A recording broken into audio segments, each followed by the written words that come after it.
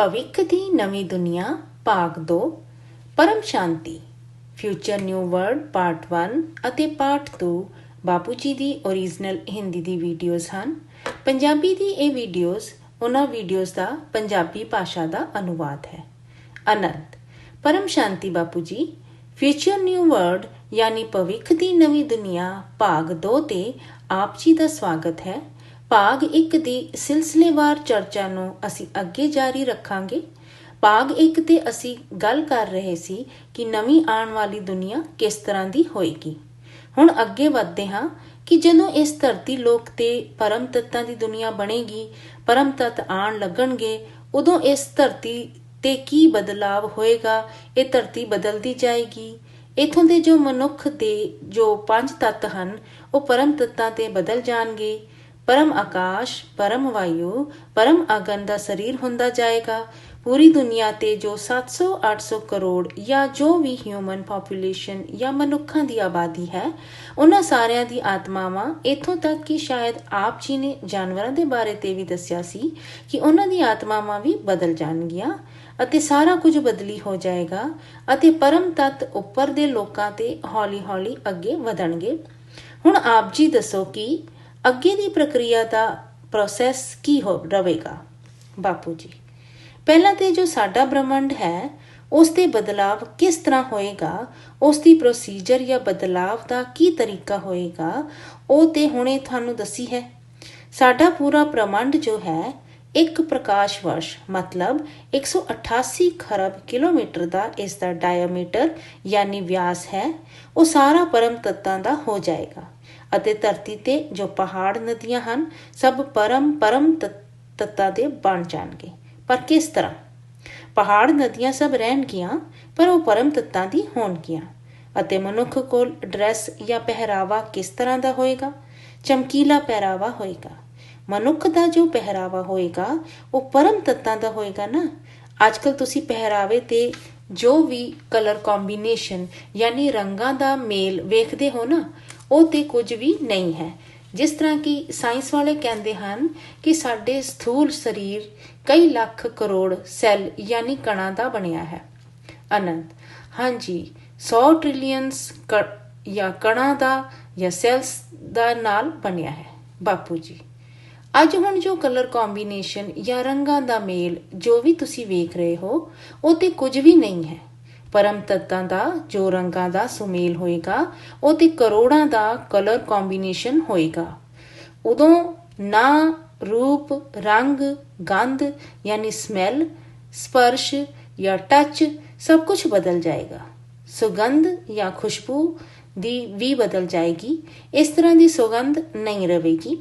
ਅਤੇ ਜਿਸ ਤਰ੍ਹਾਂ ਇਹ ਪਹਾੜ ਨਦੀਆਂ ਹੁਣੇ ਜਿਸ ਤਰ੍ਹਾਂ ਦੀਆਂ ਦਿਸਦੀਆਂ ਹਨ ਇਸ ਤਰ੍ਹਾਂ ਦੀ ਨਹੀਂ ਦਿਸਣਗੀਆਂ। ਚਮਕੀਲੇ ਪਹਾੜ ਹੋਣਗੇ, ਪਰਮ ਤੱਤਾਂ ਦੇ ਪਹਾੜ ਹੋਣਗੇ। ਪਾਣੀ ਵੀ ਪਰਮ ਤੱਤਾਂ ਦਾ ਪਾਣੀ ਹੋਏਗਾ। ਪਾਣੀ ਦਿਸੇਗਾ ਪਰ ਪਾਣੀ ਨਹੀਂ ਹੋਏਗਾ। ਇਸ ਤਰ੍ਹਾਂ ਲੱਗੇਗਾ ਕਿ ਪਾਣੀ ਹੈ, ਉਹ ਪਾਣੀ ਗਿੱਲਾ ਨਹੀਂ ਹੋਏਗਾ। ਆਨੰਦ ਹਾਂ ਜਿਸ ਨੂੰ ਮਰਗ ਜਲ ਯਾਨੀ ਰੇਗਿਸਤਾਨ ਤੇ ਪਾਣੀ ਦੇ ਭੁਲੇਖੇ ਦੀ ਤਰ੍ਹਾਂ ਦਾ ਪਾਣੀ ਕਹਿੰਦੇ ਹਨ। ਬਾਪੂ ਜੀ ਤੇ ਇਹ ਸਾਰੀਆਂ ਆਤਮਾਵਾਂ ਦਾ ਬਦਲਾਵ ਹੋਏਗਾ। ਪਸ਼ੂ ਪੰਖੀ ਜਿੱਥੇ ਵੀ ਰਹਿਣਗੇ ਉਹ ਪਰਿਵਰਤਨ ਜਾਂ ਬਦਲੀ ਹੋ ਕੇ ਬਹੁਤ ਚੰਗੇ ਹੋ ਜਾਣਗੇ। ਜਿਸ ਤਰ੍ਹਾਂ ਤੁਸੀਂ ਮੋਰ ਨੂੰ ਵੇਖ ਕੇ ਖੁਸ਼ ਹੁੰਦੇ ਹੋ ਨਾ, ਇਸੇ ਤਰ੍ਹਾਂ ਜਾਨਵਰਾਂ ਪੰਖੀਆਂ ਦੀ ਆਵਾਜ਼ ਬਹੁਤ ਚੰਗੀ ਹੋ ਜਾਏਗੀ। ਪਰ ਇਹਨਾਂ ਸਭ ਪਸ਼ੂ ਪੰਖੀਆਂ ਦੀ ਆਤਮਾ ਤੇ ਹੈ ਨਾ। ਇਸ ਕਰਕੇ ਜਿਸ ਤਰ੍ਹਾਂ ਹੁਣ ਇਹ ਆਵਾਜ਼ ਕੱਢਦੇ ਹਨ ਉਦੋਂ ਇਹਨਾਂ ਕੋਲ ਆਵਾਜ਼ ਨਹੀਂ ਹੋਏਗੀ। ਇਹਨਾਂ ਦੀ ਆਤਮਾ ਵੀ ਪਰਮ ਤੱਤਾਂ ਦੀ ਬਣ ਜਾਏਗੀ ਅਤੇ ਇਹ ਵੀ ਮਨ ਦੇ ਰਾਹੀਂ ਗੱਲ ਕਰਨਗੇ। ਇਹਨਾਂ ਕੋਲ ਸੰਕਲਪਾਂ ਦੀ ਭਾਸ਼ਾ ਹੋਏਗੀ। ਆਨੰਦ ਬਾਪੂ ਜੀ ਮੈਂ ਤੇ ਕਿਤੇ ਸੁਣਿਆ ਹੈ ਕਿ ਰਾਮਾਇਣ ਦੇ ਵਕਤ ਤੇ ਮਨੁੱਖ ਅਤੇ ਜਾਨਵਰ ਆਪਸ ਤੇ ਗੱਲ ਕਰ ਸਕਦੇ ਸਨ। ਬਾਪੂ ਜੀ ਹਾਂ ਪਹਿਲਾਂ ਸੀ। ਮਨੁੱਖ, ਪਸ਼ੂ ਪੰਖੀ ਆਪਸ ਤੇ ਸਭ ਗੱਲ ਕਰ ਸਕਦੇ ਸਨ। ਆਨੰਦ ਤੇ ਇਹ ਮਨ ਦੇ ਰਾਹੀਂ ਗੱਲ ਕਰਨ ਦੀ ਗੱਲ ਹੋ ਗਈ ਜਿਸ ਤਰ੍ਹਾਂ ਕਿ ਆਪ ਜੀ ਨੇ ਹੁਣੇ ਦੱਸ ਰਹੇ ਸਨ। ਬਾਪੂ ਜੀ ਮਨ ਦੀ ਗੱਲ ਮਤਲਬ ਸੰਕਲਪ ਦੇ ਰਾਹੀਂ ਗੱਲ। ਇੱਕ ਆਤਮਾ ਨੇ ਰੇਜ਼ ਦਿੱਤਾ ਯਾਨੀ ਸੰਕਲਪ ਦਿੱਤਾ ਅਤੇ ਸਾਹਮਣੇ ਵਾਲੀ ਆਤਮਾ ਨੇ ਰਸੀਵ ਯਾਨੀ ਫੜ ਲਿਆ। ਇਸ ਤਰ੍ਹਾਂ ਆਵਾਜ਼ ਤੋਂ ਪਰੇ ਹੋ ਜਾਣਗੇ ਯਾਨੀ ਬੋਲਣ ਲਈ ਆਵਾਜ਼ ਦੀ ਲੋੜ ਨਹੀਂ ਪਏਗੀ। ਇਹ ਤੇ ਜੋ ਵੀ 5 ਤੱਤਾਂ ਦੇ ਸਰੀਰ ਹਨ ਉਹਨਾਂ ਵਿੱਚੋਂ ਸਿਰਫ ਮਨੁੱਖ ਕੋਲ ਹੀ ਬਾਣੀ ਯਾਨੀ ਗੱਲ ਦੱਸਣ ਲਈ ਆਵਾਜ਼ ਅਤੇ ਸ਼ਬਦ ਹਨ। ਬਾਕੀ ਸੂਖਮ ਜਗਤ ਵਾਲੀਆਂ ਕੋਲ ਵੀ ਬਾਣੀ ਜਾਂ ਆਵਾਜ਼ ਨਹੀਂ ਹੈ ਤੇ ਉਸ ਵਕਤ ਸਿਰਫ ਸੰਕਲਪਾਂ ਦੀ ਭਾਸ਼ਾ ਹੋਏਗੀ। ਅੱਜ ਜੋ ਤੁਸੀਂ ਖਾਣਾ ਪੀਣਾ ਖਾ ਰਹੇ ਹੋ ਇਹ ਤੇ ਕੁਝ ਵੀ ਨਹੀਂ ਹੈ, ਬਿਲਕੁਲ ਹਲਕੀ ਕੁਆਲਿਟੀ ਦਾ ਹੈ। ਅੱਗੇ ਜਾ ਕੇ ਤੁਹਾਨੂੰ ਖਾਣ ਪੀਣ ਦੀ ਲੋੜ ਨਹੀਂ ਪਏਗੀ, ਤੁਹਾਨੂੰ ਤੇ ਸਿਰਫ ਸੁਗੰਧ ਜਾਂ ਵਾਸ਼ਨਾ ਲੈਣੀ ਹੋਏਗੀ। ਫੁੱਲ ਫਲ ਦਰਖਤ ਜੋ ਹੋਣਗੇ ਨਾ ਉਹ ਵੀ ਪਰਮ ਤੱਤਾਂ ਦੇ ਹੋਣਗੇ। ਉਦਾਹਰਨ ਦੇ ਤੌਰ ਤੇ ਜਿਸ ਤਰ੍ਹਾਂ ਕਿ ਇੱਕ ਬਹੁਤ ਵੱਡਾ ਪਹਾੜ ਹੈ, ਉਸ ਤੇ ਜਿੰਨੇ ਵੀ ਦਰਖਤ ਹੋਣਗੇ ਸਾਰੇ ਦਰਖਤਾਂ ਦਾ ਕਲਰ ਕੰਬੀਨੇਸ਼ਨ ਵੱਖ ਹੋਏਗਾ ਅਤੇ ਹਰ ਦਰਖਤ ਤੇ ਜਿੰਨੇ ਵੀ ਪੱਤੇ ਹੋਣਗੇ ਉਹਨਾਂ ਦੇ ਕਲਰ ਕੰਬੀਨੇਸ਼ਨ ਵੱਖਰੇ ਹੋਣਗੇ ਅਤੇ ਹਰ ਦਰਖਤ ਤੇ ਫਲਾਂ ਤੋਂ ਖੁਸ਼ਬੂ ਆਏਗੀ ਤੇ ਕੁਝ ਖਾਣ ਦੀ ਲੋੜ ਨਹੀਂ ਪਏਗੀ। ਫਲਾਂ ਵਿੱਚੋਂ ਖੁਸ਼ਬੂ ਆਏਗੀ, ਫੁੱਲਾਂ ਤੋਂ ਖੁਸ਼ਬੂ ਆਏਗੀ, ਆਨੰਦ। ਉੱਥੇ ਤੇ ਸਰੀਰ ਹੀ ਨਹੀਂ ਹੋਏਗਾ ਤੇ ਖਾਵਾਂਗੇ ਕੀ? ਬਾਪੂ ਜੀ, ਪਰ ਉੱਥੇ ਖੁਸ਼ਬੂ ਤੇ ਲੈਂਦੇ ਹਨ ਨਾ, ਖੁਸ਼ਬੂ ਲੈਣਗੇ ਨਾ, ਆਨੰਦ। ਆਭਾਸ ਹੋਏਗਾ, ਫੀਲਿੰਗ ਜਾਂ ਖੁਸ਼ਬੂ ਮਹਿਸੂਸ ਹੋਏਗੀ। ਬਾਪੂ ਜੀ, ਫੀਲਿੰਗ ਜਾਂ ਅਹਿਸਾਸ ਹੋਏਗਾ, ਮਤਲਬ ਅਹਿਸਾਸ ਤੇ ਮਨ ਨੂੰ ਹੁੰਦਾ ਹੈ ਤੇ ਜਿੱਥੇ ਤੁਸੀਂ ਆਪਣਾ ਮਨ ਲਗਾਓਗੇ ਉਸੇ ਚੀਜ਼ ਦਾ ਤੁਹਾਨੂੰ ਅਹਿਸਾਸ ਜਾਂ ਫੀਲਿੰਗ ਹੋਏਗੀ। ਤੁਸੀਂ ਸਰੀਰ ਤੇ ਨਹੀਂ ਹੋ। ਜੇਕਰ ਤੁਸੀਂ ਆਤਮਾ ਪਰਮ ਤੱਤਾਂ ਕਰਕੇ ਬਣ ਗਏ ਹੋ ਤੇ ਆਤਮਾ ਤੇ ਮਨ ਤੇ ਹਮੇਸ਼ਾ ਰਹੇਗਾ ਨਾ। ਤੇ ਹੁਣ ਪਰਮ ਤੱਤਾਂ ਦੇ ਬਦਲਾਵ ਤੋਂ ਬਾਅਦ ਤੁਸੀਂ ਕੀ ਬਣ ਗਏ? ਆਤਮਾ ਤੋਂ ਪਰਮਾਤਮਾ ਬਣ ਗਏ। ਹੁਣ ਸਾਰੇ ਲੋਕੀ ਜੋ ਬ੍ਰਹਮੰਡ ਤੇ ਹਨ ਆਤਮਾ ਤੋਂ ਪਰਮਾਤਮਾ ਬਣ ਗਏ ਅਤੇ ਇਹ ਮਾਤ ਲੋਕ ਜੋ ਅਮਰ ਲੋਕ ਬਣ ਗਿਆ ਹੈ, ਸਭ ਕੁਝ ਬਦਲ ਗਿਆ ਹੈ ਤੇ ਹੁਣ ਬ੍ਰਹਮੰਡ ਤੇ ਬਹੁਤ ਚੰਗੀਆਂ ਚੰਗੀਆਂ ਚੀਜ਼ਾਂ ਹੋਣਗੀਆਂ। ਅੱਗੇ ਬਾਪੂ ਜੀ ਦੱਸਦੇ ਹਨ ਕਿ ਇੱਕ ਵਾਰ ਮੈਂ ਸਮਾਧੀ ਅਵਸਥਾ 'ਚ ਇਸ ਬ੍ਰਹਮੰਡ ਦੀ ਬਦਲਾਵ ਦੀ ਨਵੀਂ ਦੁਨੀਆ ਵੇਖੀ ਸੀ। ਪਰਮ ਤੱਤਾਂ ਦੇ ਸਾਧਨ ਹੋਣਗੇ, ਪਰਮ ਤੱਤਾਂ ਦੇ ਪਲੇਨ ਯਾਨੀ ਹਵਾਈ ਜਹਾਜ਼ ਹੋਣਗੇ। ਜਿੱਥੇ ਵੀ ਜਾਣ ਦਾ ਸੋਚਿਆ ਉੱਥੇ ਇੱਕ ਘੜੀ ਤੇ ਪਹੁੰਚ ਗਏ। ਉੱਥੇ ਆਤਮਾਵਾਂ ਗਰੁੱਪ ਤੇ ਘੁੰਮਦੀਆਂ ਹਨ ਕਿਉਂਕਿ ਕੰਮ ਤੇ ਕੋਈ ਹੈ ਨਹੀਂ ਤੇ ਗਰੁੱਪ ਤੇ ਘੁੰਮਣ ਜਾਂਦੀਆਂ ਹਨ। ਫਿਰ ਅੱਗੇ ਜਾ ਕੇ ਆਤਮਾਵਾਂ ਤੇ ਗਿਆਨ ਵਧੇਗਾ। ਆਤਮਾ ਤੇ ਕਿਊਰੋਸਿਟੀ ਯਾਨੀ ਜਿਗਿਆਸਾ ਹੋਏਗੀ ਗਿਆਨ ਦੀ ਕਿ ਹੁਣ ਅੱਗੇ ਕੀ ਹੋਏਗਾ। ਜਿਸ ਤਰ੍ਹਾਂ ਸਾਡਾ ਬ੍ਰਹਮੰਡ ਤੇ ਕੁਝ ਵੀ ਨਹੀਂ ਹੈ, ਇਹ ਤੇ ਬੇਹੱਦ ਦੇ ਸੰਸਾਰ ਤੇ ਰਾਈ ਦੇ ਦਾਣੇ ਜਿੰਨਾ ਛੋਟਾ ਹੈ। ਇਸ ਤਰ੍ਹਾਂ ਦੇ ਤੇ ਅਨੰਤ ਕੋਟੀ ਬ੍ਰਹਮੰਡ ਯਾਨੀ ਬੇਸ਼ੁਮਾਰ ਤਰ੍ਹਾਂ ਦੇ ਬ੍ਰਹਮੰਡ ਹਨ ਤੇ ਉਹ ਸੋਚੇਗੀ ਹੁਣ ਦੂਸਰੇ ਵੀ ਬੇਸ਼ੁਮਾਰ ਤਰ੍ਹਾਂ ਦੇ ਬ੍ਰਹਮੰਡਾਂ ਨੂੰ ਵੀ ਬਦਲੀਏ, ਉਹਨਾਂ ਦਾ ਵੀ ਸੁਧਾਰ ਕਰੀਏ ਕਿਉਂਕਿ ਹਰ ਬ੍ਰਹਮੰਡ ਤੇ ਇਸੇ ਤਰ੍ਹਾਂ ਦੀ ਯਾਨੀ ਸਾਡੇ ਬ੍ਰਹਮੰਡ ਦੀ ਤਰ੍ਹਾਂ ਦੀ ਹਾਲਤ 'ਚ ਹੈ। ਜਿੱਥੇ ਜਿੱਥੇ ਵੀ ਸੋਲਰ ਸਿਸਟਮ ਹਨ ਯਾਨੀ ਬ੍ਰਹਮੰਡ ਹਨ ਉੱਥੇ ਮਾਤ ਲੋਕ ਹੈ, ਤੱਤਾਂ ਦੀ ਦੁਨੀਆ ਹੈ ਤੇ ਉਹਨਾਂ ਬ੍ਰਹਮੰਡਾਂ ਦਾ ਬਦਲਾਵ ਕਰਕੇ ਪਰਮ ਤੱਤਾਂ ਦੀ ਦੁਨੀਆ ਬਣਾਈਏ, ਮਾਤ ਲੋਕ ਨੂੰ ਅਮਰ ਲੋਕ ਬਣਾਈਏ, ਆਨੰਦ। ਬਾਪੂ ਜੀ ਅੱਜ ਦੀ ਤਾਰੀਖ ਤੇ ਵੀ ਉੱਥੇ ਯਾਨੀ ਹਰ ਸੋਲਰ ਸਿਸਟਮ ਤੇ ਮਾਤ ਲੋਕ ਹੈ ਕਿ ਉੱਥੇ ਜੋ ਆਤਮਾਵਾਂ ਹਨ ਕਿ ਉਹਨਾਂ ਦਾ ਵੀ ਜੰਮਣ ਅਤੇ ਮਰਨ ਹੁੰਦਾ ਹੈ ਕਿ ਉੱਥੇ ਵੀ ਜੇਕਰ 3 ਤੱਤਾਂ ਦੀ ਜਾਂ 2 ਤੱਤਾਂ ਦੀ ਦੁਨੀਆ ਹੈ ਤੇ ਕੀ ਉੱਥੇ ਹਲੇ ਵੀ ਜੀਵਨ ਅਤੇ ਮਰਨ ਹੈ ਜਾਂ ਉਹ ਵੀ ਅਮਰ ਲੋਕ ਹਨ? ਬਾਪੂ ਜੀ, ਵੇਖੋ ਕਈ ਸ਼ਾਸਤਰਾਂ ਤੇ ਅਨੰਤ ਕੋਟੀ ਬ੍ਰਹਮੰਡ ਯਾਨੀ ਬੇਸ਼ੁਮਾਰ ਤਰੀਕੇ ਦੇ ਬ੍ਰਹਮੰਡ ਦੱਸੇ ਜਾਂ ਲਿਖੇ ਹਨ ਨਾ ਤੇ ਗੈਲੈਕਸੀ ਤੱਕ ਦੀ ਯਾਨੀ ਮਹਾਸ਼ਿਵ ਤੱਕ ਦੀ ਕਹਾਣੀ ਹੈ ਤੇ ਗੈਲੈਕਸੀ ਤੇ ਕਿੰਨੇ ਸੋਲਰ ਸਿਸਟਮ ਹੋਣਗੇ। ਸੋਲਰ ਸਿਸਟਮ ਮਤਲਬ ਇੱਕ ਬ੍ਰਹਮੰਡ ਤੇ ਇਹ ਸਮਝੋ ਕਿ ਜਿੱਥੇ ਵੀ ਸੋਲਰ ਸਿਸਟਮ ਆਏਗਾ ਤੇ ਉੱਥੇ ਧਰਤੀ ਵਰਗੇ ਗ੍ਰਹਿ ਨਹੀਂ ਹੋਣਗੇ ਕਿ ਚੰਦ ਵਰਗੇ ਗ੍ਰਹਿ ਨਹੀਂ ਹੋਣਗੇ। ਚੰਦ ਤੇ ਵੀ ਪਹਿਲਾਂ ਰਹਿੰਦੇ ਸਨ ਨਾ। ਚੰਦਰ ਦੇਵਤਾ ਨੇ ਚੰਦ ਬਣਾਇਆ, ਗੁਰੂ ਨੇ ਗੁਰੂ ਬਣਾਇਆ, ਸ਼ੁਕਰ ਨੇ ਸ਼ੁਕਰ ਗ੍ਰਹਿ ਬਣਾਇਆ। ਸਾਰੇ ਦੇਵਤਿਆਂ ਨੇ ਆਪਣੇ ਆਪਣੇ ਵੱਖਰੇ ਵੱਖਰੇ ਗ੍ਰਹਿ ਬਣਾਏ। ਇਸੇ ਤਰ੍ਹਾਂ ਹਰ ਬ੍ਰਹਮੰਡ ਤੇ ਦੇਵਤਾ ਵੀ ਹੋਣਗੇ, ਮਤਲਬ ਹਰ ਬ੍ਰਹਮੰਡ ਤੇ ਸਥੂਲ ਜਗਤ ਵੀ ਹੋਏਗਾ। 5 ਤੱਤਾਂ ਦੀ ਪ੍ਰਕਿਰਤੀ ਜਾਂ ਕੁਦਰਤ ਵੀ ਹੋਏਗੀ। 3 ਤੱਤਾਂ ਵਾਲੇ ਦੇਵਤਾ ਵੀ ਹੋਣਗੇ ਅਤੇ ਪਰਮ ਤੱਤ ਦਾ ਕਾਰਨ ਜਗਤ ਵੀ ਹੋਏਗਾ। ਇਸੇ ਤਰ੍ਹਾਂ ਵਿਸ਼ਨੂਪੁਰੀ, ਸ਼ਿਵਪੁਰੀ, ਹਰ ਇੱਕ ਬ੍ਰਹਮੰਡ ਦਾ ਮਾਲਿਕ ਸ਼ਿਵ ਹੈ ਜੋ ਪਰਮ ਧਾਮ ਤੇ ਰਹਿੰਦਾ ਹੈ ਤੇ ਪਰਮ ਧਾਮ ਵੀ ਹੋਏਗਾ। ਜਿਸ ਤਰ੍ਹਾਂ ਸਾਇੰਸ ਵਾਲੇ ਦੱਸ ਰਹੇ ਹਨ ਕਿ ਜਿਸ ਤਰ੍ਹਾਂ ਸਾਡਾ ਬ੍ਰਹਮੰਡ ਹੈ ਤੇ ਇਸ ਦਾ ਇੱਕ ਸੂਰਜ ਜਾਂ ਸੋਲਰ ਸਿਸਟਮ ਹੈ ਤੇ ਇਸੇ ਤਰ੍ਹਾਂ ਅਰਬਾਂ ਸੂਰਜ ਹਨ ਯਾਨੀ ਅਰਬਾਂ ਬ੍ਰਹਮੰਡ ਹਨ। ਅਰਬਾਂ ਬ੍ਰਹਮੰਡਾਂ ਕਰਕੇ ਉਹਨਾਂ ਦੇ ਅਰਬਾਂ ਮਾਲਿਕ ਯਾਨੀ ਸ਼ਿਵ ਹੋ ਗਏ ਨਾ। ਹੁਣ ਸਾਡਾ ਇਹ ਬ੍ਰਹਮੰਡ ਤੇ ਚੰਗਾ ਹੋ ਗਿਆ। ਹੁਣ ਅੱਗੇ ਹੋਰ ਵੀ ਬ੍ਰਹਮੰਡ ਬਦਲਦੇ ਜਾਣਗੇ। ਇੱਥੇ ਦੀ ਪਾਵਰ ਟ੍ਰਾਂਸਫਰ ਯਾਨੀ ਵੱਧਦੇ ਵੱਧਦੇ ਲਾਗੇ ਲਾਗੇ ਤੇ 2 ਪ੍ਰਕਾਸ਼ ਵਰਸ਼ 3 4 ਪ੍ਰਕਾਸ਼ ਵਰਸ਼ ਤੋਂ ਐਸੀ ਤਰ੍ਹਾਂ ਹੌਲੀ ਹੌਲੀ ਵੱਧਦਾ ਜਾਏਗਾ। 5 6 ਪ੍ਰਕਾਸ਼ ਵਰਸ਼ 7 ਪ੍ਰਕਾਸ਼ ਵਰਸ਼ ਇੱਥੇ ਵਾਲੇ ਤੇ ਸਾਰੇ ਲੋਕੀ ਪਦਾਰਥ ਸਭ ਕੁਝ ਪਰਮ ਤੱਤ ਦਾ ਹੋਗਾ। ਦੇ ਜਿਸ ਤਰ੍ਹਾਂ ਪਰਮ ਤੱਤ ਫੈਲਣਗੇ ਉਸ ਤਰ੍ਹਾਂ ਸਾਧਨ ਪਰਮ ਤੱਤਾਂ ਦੇ ਸਾਧਨ ਬਣ ਜਾਣਗੇ। ਫਿਰ ਲੋਕੀ ਕੀ ਕਰਨਗੇ? ਪਰਮ ਤੱਤਾਂ ਦੇ ਸਾਧਨ ਲੈ ਕੇ ਘੁੰਮਣ ਫਿਰਨਗੇ।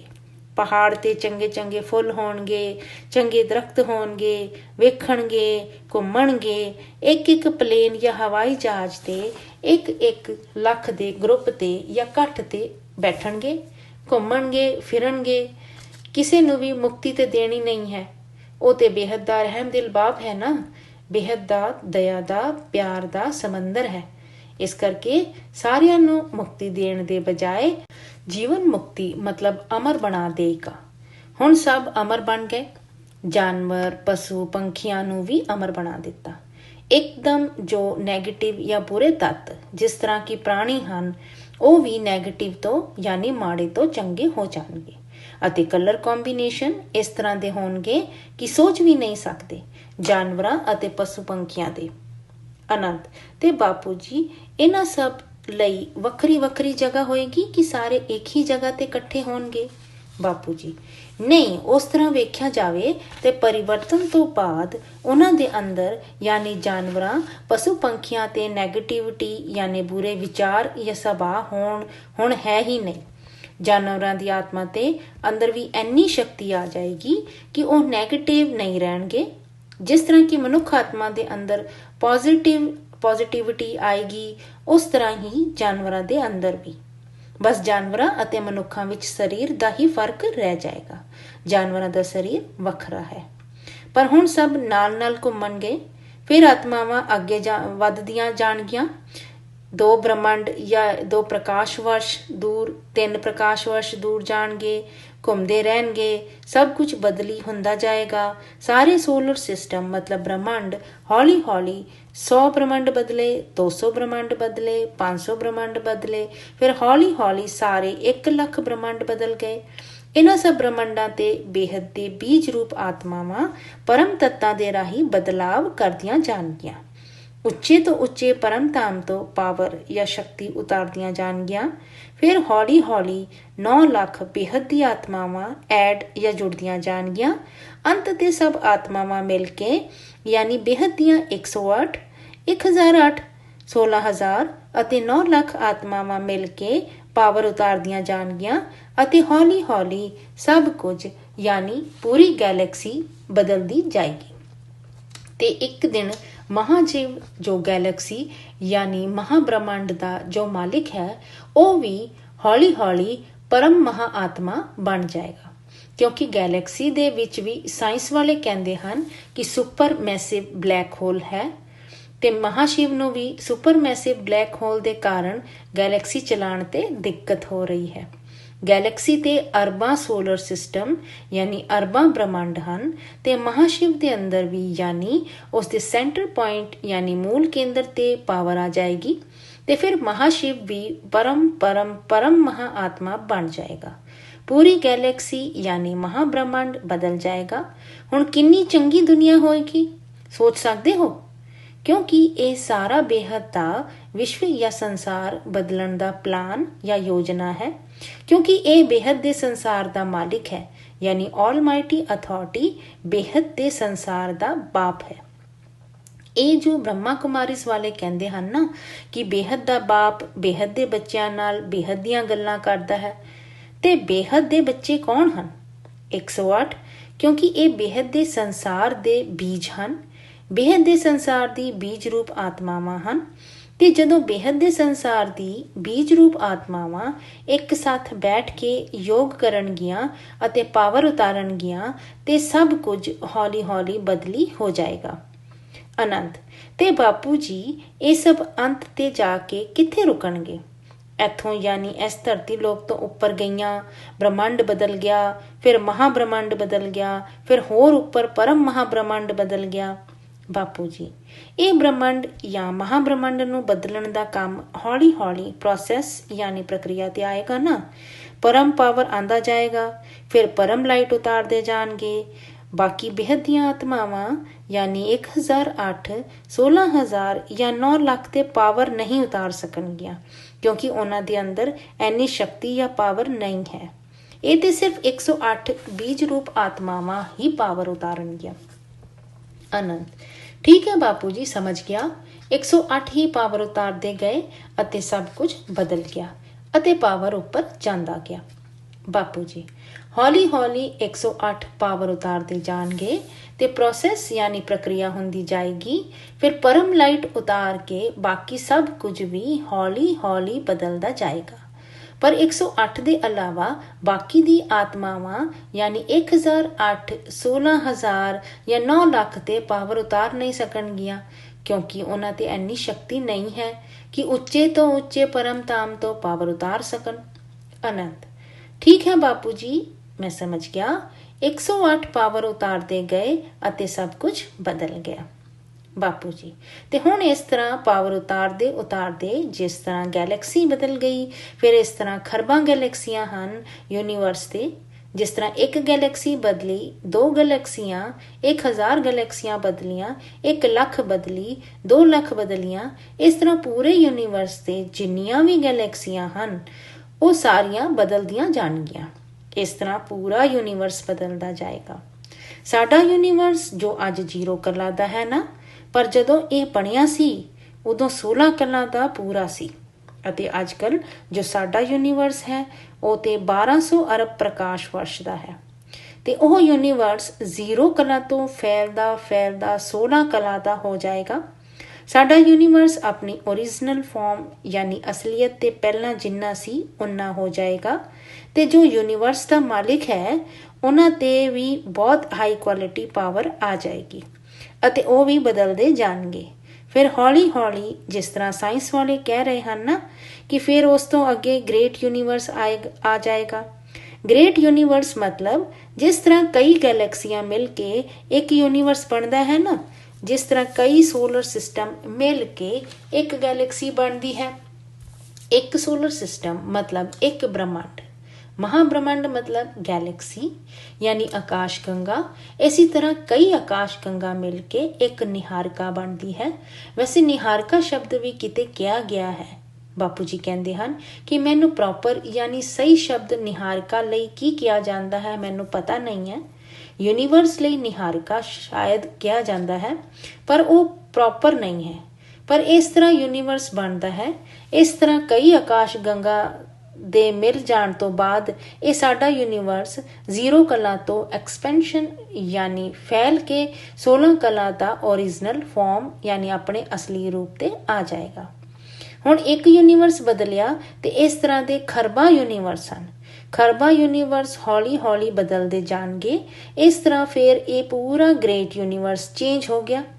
ਇਸ ਤਰ੍ਹਾਂ ਖਰਬਾਂ ਗ੍ਰੇਟ ਯੂਨੀਵਰਸ ਬਦਲਦੇ ਅਤੇ ਨਵੇਂ ਬਣਦੇ ਇਹ ਪੂਰਾ ਗ੍ਰੇਟ ਯੂਨੀਵਰਸ ਬਦਲ ਜਾਏਗਾ। ਅਨੰਤ, ਅੱਛਾ ਬਾਪੂ ਜੀ, ਜਦੋਂ ਆਪ ਜੀ ਗ੍ਰੇਟ ਯੂਨੀਵਰਸ ਕਹਿੰਦੇ ਹੋ ਤੇ ਇਸ ਦਾ ਮਤਲਬ ਇਹ ਹੋਇਆ ਕਿ ਵਿਜ਼ੀਬਲ ਯਾਨੀ ਵੇਖ ਸਕਣ ਵਾਲਾ ਅਤੇ ਅਨਵਿਜ਼ੀਬਲ ਯਾਨੀ ਵੇਖਿਆ ਨਾ ਜਾ ਸਕਣ ਵਾਲਾ ਯੂਨੀਵਰਸ ਬਣੇਗਾ ਨਾ। ਜਿਸ ਤਰ੍ਹਾਂ ਹੁਣ ਤੱਕ ਜੋ ਸਾਇੰਸ ਹੈ ਉਹ 156 ਯਾਨੀ 156 ਯਾਨੀ 156 ਬਿਲੀਅਨ ਲਾਈਟ ਈਅਰ ਯਾਨੀ ਪ੍ਰਕਾਸ਼ ਵਰਸ਼ ਦਾ ਵੇਖਿਆ ਜਾ ਸਕਦਾ ਹੈ।